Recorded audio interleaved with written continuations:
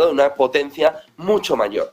Por lo que, ojo porque nos cambia la fotografía. Se va un nubarrón, vienen tres. Se va un nubarrón, el del techo de deuda, pero bueno, dejando una buena lluvia, dejando una buena tormenta, te vienen otra serie de nubarrones que pueden preocupar todavía más al inversor. De ahí que 0,14, menuda semana, 0,14 negativo. El S&P 500 en futuros está muy plano todavía el europeo, que parece que los futuros van a estar en negativo.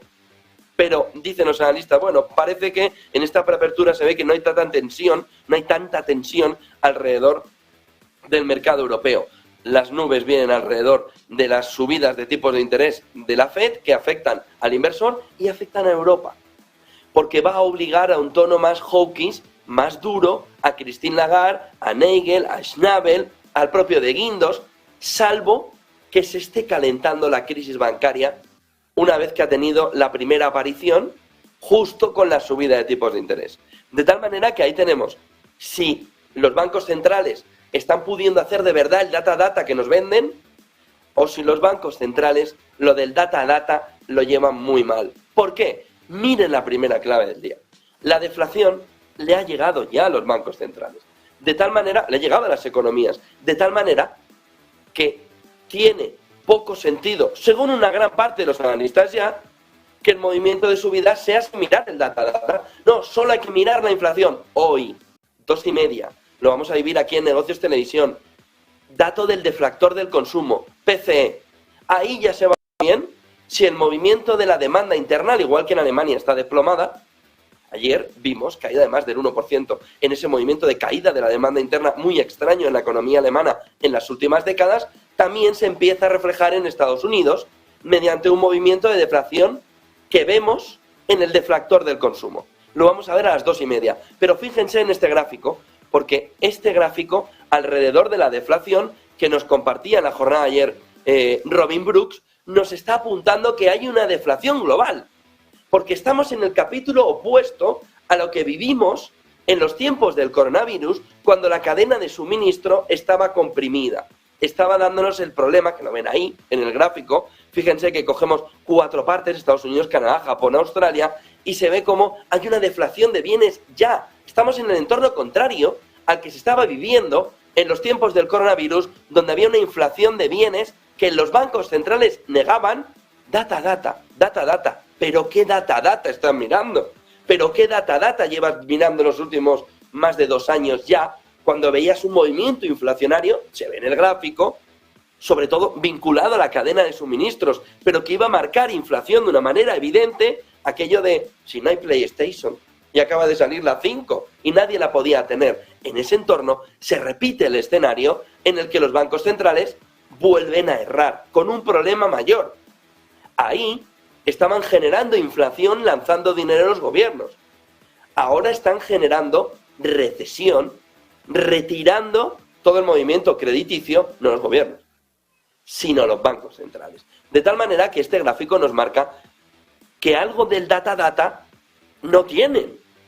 Porque si tienen el data, deberían estar viendo cómo la deflación, es decir, la caída de precios, ya ha llegado. Y llegar tarde a la deflación nos lleva a un entorno japonés.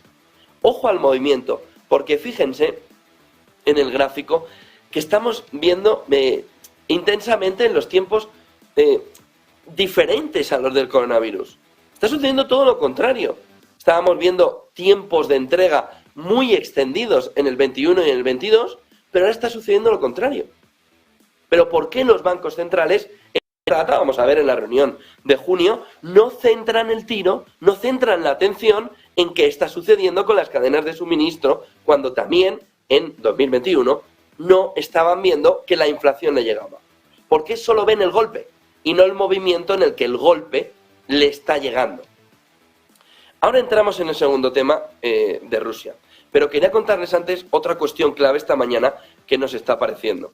Y es, en este entorno de bancos centrales, hay 2 cuestiones clave esta mañana, que se nos estaban perdiendo de la fotografía. Yo mismo en esas claves no estaba llevando 2 cuestiones que para mí ahora mismo son fundamentales, visto el entorno deflacionario y visto el entorno en el que los bancos centrales no ven el data. Ahí sí se entiende también los problemas de la crisis bancaria.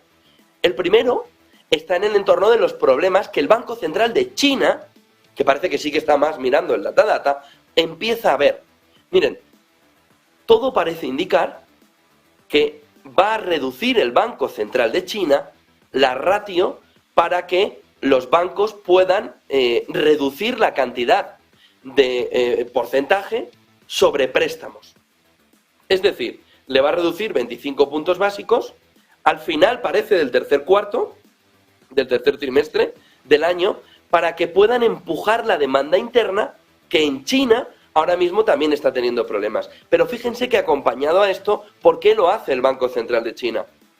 Sobre todo porque tiene que apuntalar, uno, su sistema bancario, y dos, porque ve como la economía, que espera que crezca un 5,6%, ya va como el año pasado.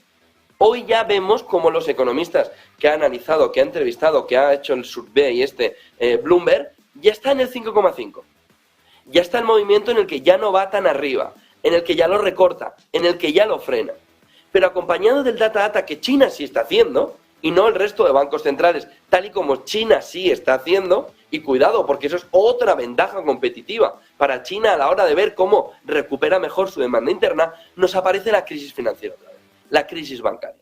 Miren, acabamos de conocer que no hay acuerdo, vamos a cambiarlo, no hay consenso entre UBS y el gobierno suizo sobre cómo tienen que cubrirse los 9.900 millones de dólares de pérdidas que UBS entiende que tiene Credit Suisse y que en el proceso de compra aquel salvaje que en un fin de semana lo quiere, no lo quiere, que ¡pum!, te lo comes.